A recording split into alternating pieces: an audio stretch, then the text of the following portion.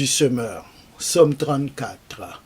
Un psaume de David lorsqu'il simula la folie en présence d'Abimélec qui le chassa, de sorte que David put s'en aller. Oui, en tout temps, je remercierai l'Éternel et à jamais mes lèvres le loueront. Mon sujet de fierté, c'est l'Éternel. Que les humbles l'entendent et qu'ils se réjouissent. Venez proclamer avec moi que l'Éternel est grand, exaltons-le ensemble pour ce qu'il est. Moi, je me suis tourné vers l'Éternel et il m'a répondu. Oui, il m'a délivré de toutes mes frayeurs. Qui regarde vers lui est rayonnant de joie, et jamais son visage ne rougira de honte. Un malheureux a appelé, et l'Éternel a entendu, car il l'a délivré de toutes ses détresses. L'ange de l'Éternel monte la garde autour de ceux qui le révèrent, c'est lui qui les libère. Goûtez et constatez que l'Éternel est bon.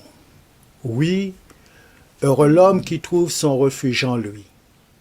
Vous qui appartenez à l'Éternel, révérez-le, car rien ne manque à ceux qui le révèrent.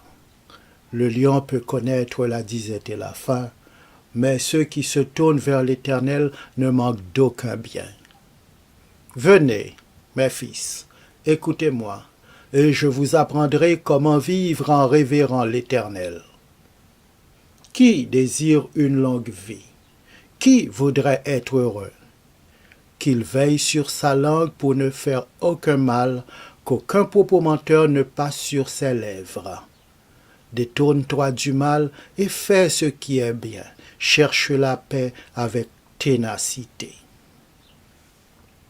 Les yeux de l'Éternel se tournent vers les justes, son oreille est tendue pour écouter leurs cris. Mais l'Éternel s'oppose à ceux qui font le mal pour ôter de la terre jusqu'à leur souvenir. Lorsque les hommes justes lancent leurs cris vers lui, l'Éternel les entend. Aussi, il les arrache à toute leur détresse. Car l'Éternel est proche de ceux qui ont le cœur brisé. Il sauve ceux qui ont un esprit abattu. Le juste doit passer par beaucoup de souffrances, mais l'Éternel l'en délivre toujours. Il veille sur ses os, aucun d'eux n'est brisé. Le malheur tuera le méchant, les ennemis du juste auront leur châtiment.